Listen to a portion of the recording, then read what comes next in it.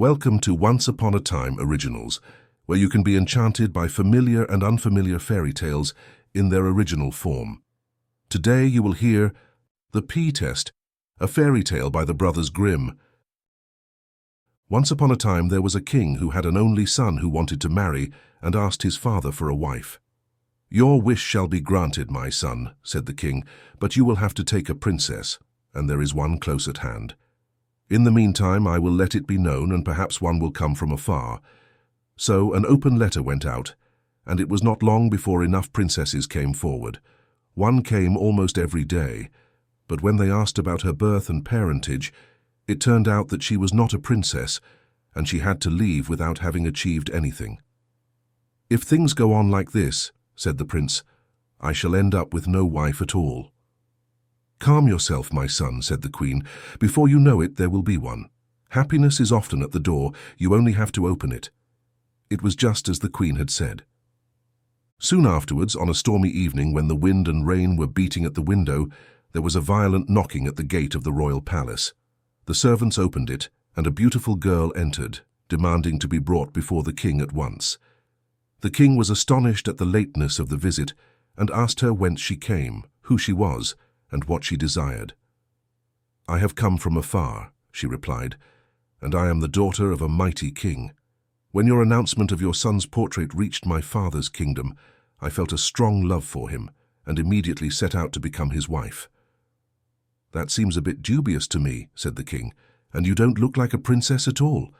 Since when does a princess travel alone without an entourage and in such poor clothes?" "The entourage would only have slowed me down," she replied. "The color on my clothes has faded in the sun, and the rain has washed it out completely. If you don't think I'm a princess, just send a message to my father." "That is too far for me," said the king. "A legation cannot travel as fast as you can. The people must have the time they need. It would be years before they could return. Unless you can prove in some other way that you are a princess, your courtship will not flourish here, and the sooner you go home, the better." "Let her stay," said the queen. "I will put her to the test and soon know if she is a princess." The queen herself went up to the tower and had a bed prepared in a splendid chamber. When the mattress was brought in, she laid 3 peas on it, one at the top, one in the middle, and one at the bottom, and then 6 soft mattresses were spread over it, linen sheets and an eider-down quilt. When everything was ready, she led the girl into the bedroom. "You will be tired after your long journey, my child," she said. "Sleep well. We will talk more tomorrow." The day had barely dawned when the queen climbed up the tower into the chamber. She thought she would find the girl still asleep, but she was awake. "How have you been sleeping, my little daughter?" she asked. "Miserably," replied the princess. "I didn't sleep a wink all night." "Why, my child, was the bed not good?" "I have never in my life been on a bed like this, hard from head to foot. It was as if I were lying on nothing but peas." "I see," said the queen. "You are a real princess.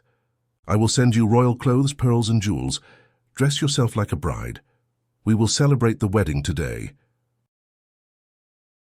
If you liked the story in its original version, don't forget to subscribe to the channel, hit the bell and leave a like.